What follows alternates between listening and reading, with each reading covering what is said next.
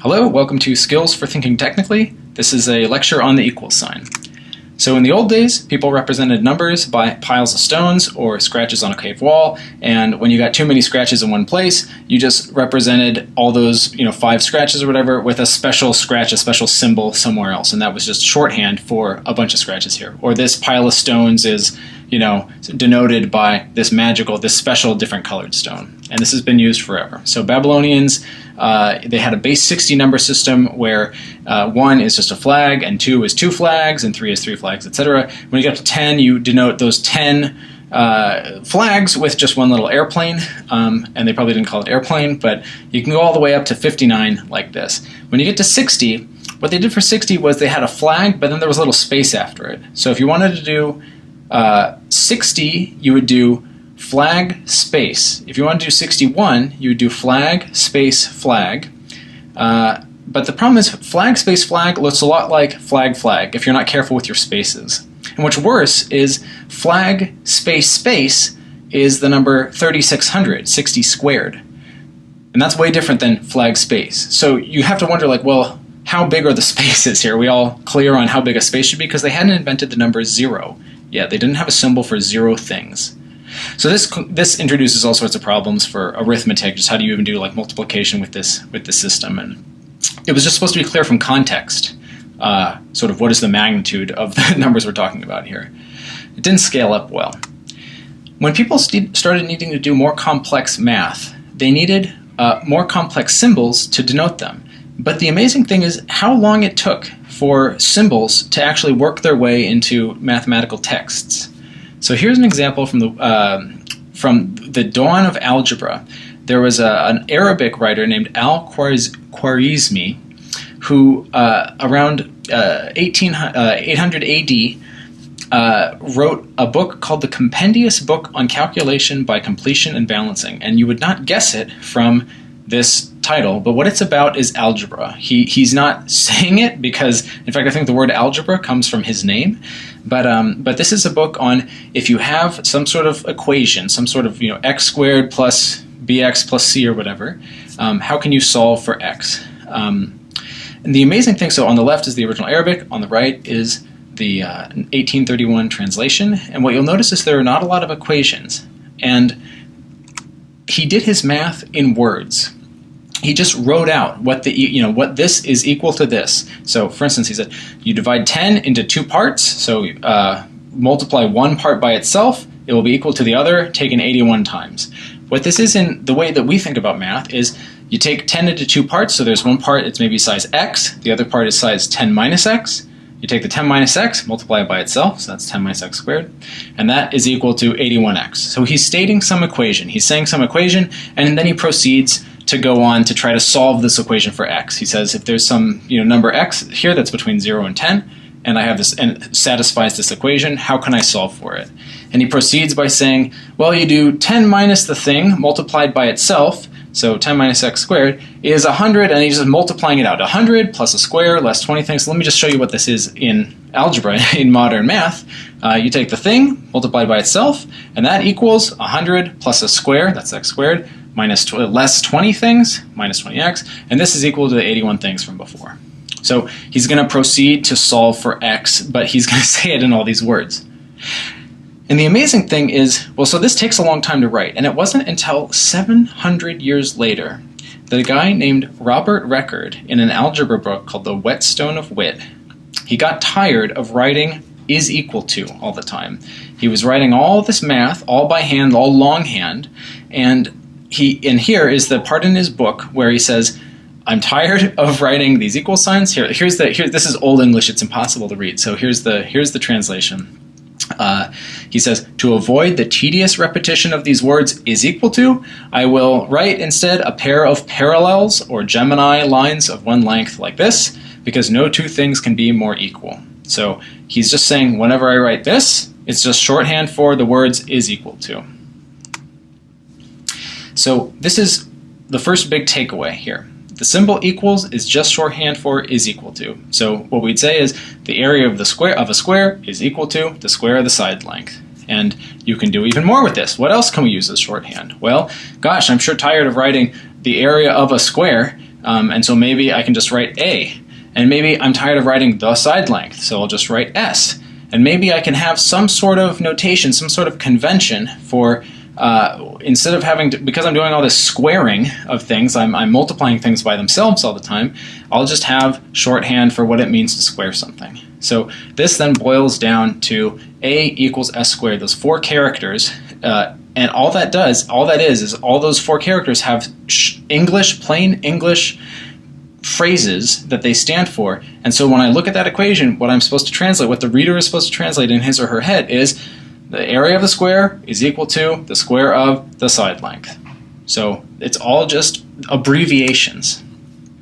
So this is a big takeaway. Whenever you see a mathematical symbol or phrase or something, you should always be able to just apply various, substitution rules to turn it back into plain English. And if you can't, that's a sign that whoever's writing this is not making sense. Okay. So you can't always just write underlines and then A, underline, and then S for everything. You need some way in plain English to say, I'm going to write this instead of this big long thing. And the way you do that is say, you let blah denote blah. Let S denote the length of the square's side. Let X and Y denote the horizontal and vertical side lengths of the triangle. The whole idea is you're just saying in plain English, I'm tired of writing this big long thing. I'm going to write this little shorter symbol as just a substitute, as just a placeholder for this longer thing. You can even nest these things. So if you've already let X denote blah and let Y denote this other thing, you can certainly say, I'm tired of writing, if I'm going to write the square root of X squared plus Y squared all the time, there's no harm in saying, let R denote the square root of X squared plus Y squared. So this is a shorthand way that has shorthand embedded in it. So, this comes up all the time. AIM, the old instant messaging client that people could use, stood for AOL Instant Messenger, and AOL stands for America Online. So there's no shame in having symbols denote things, other clauses with symbols in them.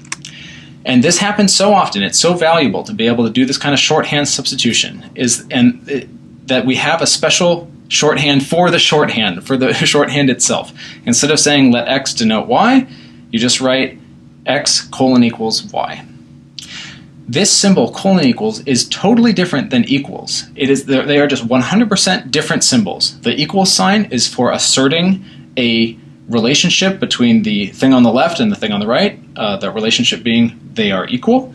Those two quantities, whatever they are, they're numbers or triangles or something, are equal. And : equals means I'm tired of writing this thing on the right, I'm going to just substitute this thing on the left.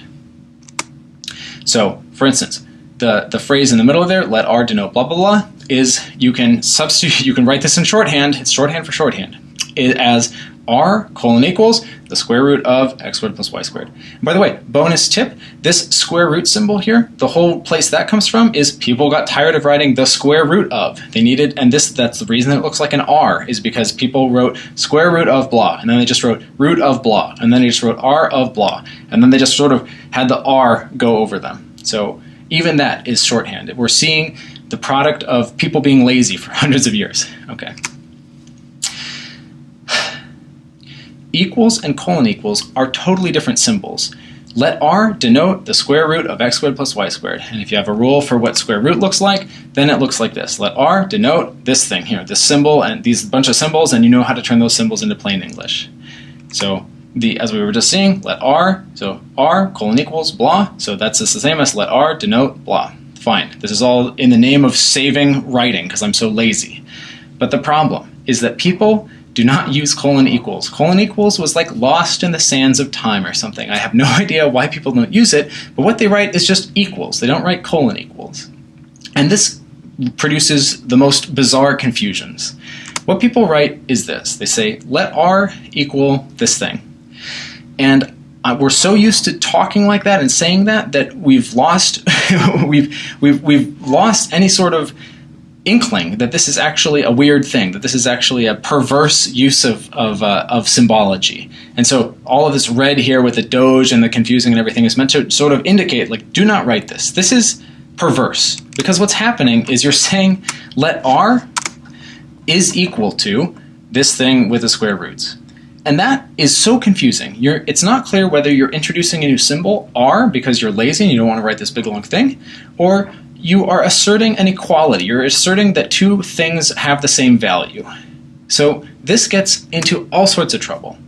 People can say, so you could try to push an argument like this. Consider a square, let S denote the side length, that's fine. Let A equal S cubed. It's not clear what that means, but let's press on anyway. Therefore, the area of a square is given by A equals S cubed. So what went wrong here? What went wrong is the author inserted confusion into this argument by being vague about what A actually is. Is A a symbol, shorthand for S cubed? That's what it seems to indicate from the let A equal S cubed. But then A also sometimes means the area of something, although he did not explicitly say that let A denote the area of the square. So he's muddied his waters a little bit by this second line here, and suddenly you can make just absolutely incorrect statements about the area of the square, and it's not even clear what it means to say is given by. Is he saying the area of the square is equal to S cubed? My point is, this is the perfect opportunity for the colon equals operator to be used. You really need to say let A colon equals S cubed. If you're tired of writing S cubed and you want to write A instead, that's fine, but you got to tell the reader that you are now going to be writing A, and that's just a substitution for the phrase S cubed. Okay. So just to wrap up, the symbol equals stands for is equal to, and it is a true-false statement. You are stating a relationship between the thing on the left and the thing on the right. You're saying the area of a square is equal to the square of the side length. You're saying, and if you have substitution rules for the phrase the area of the square and the phrase square of the side length, then you can shorten it even more. The symbol colon equals stands for let blank denote blank, and it's just a substitution rule. There's no proof required. There's no fancy math. It's just, I'm tired, I'm too lazy to write this big long thing all the time, I'm just going to write this shorter thing. So for example, consider a square, let S denote the side length, let A denote the area of the square. This is all just substitution rules in your head. Then it's up to somebody else to provide some sort of brilliant geometric proof. You can go back to the Greeks or something and have them tell you, and then when you're done with that proof, you can say, therefore, the area of the square is equal to the square of the side length. A equals S squared, as for shorthand. But there is totally decoupled this notion of I'm lazy so I write little symbols instead of big sentences, and I have actually gone to the trouble of asserting something mathematically.